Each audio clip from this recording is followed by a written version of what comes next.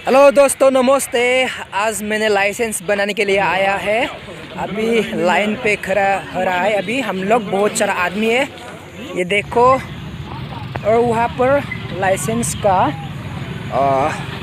अपने अपने फॉर्म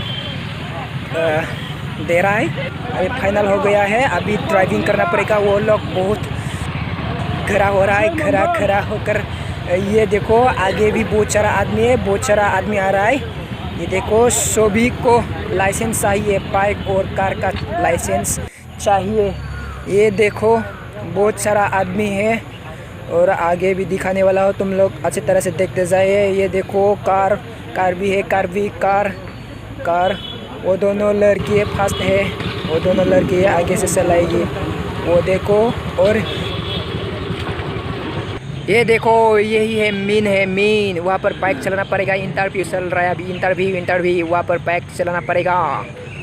ये देखो, लाइसेंस चाहिए ना, लाइसेंस। वहाँ पर बाइक चलाना पड़ेगा यार।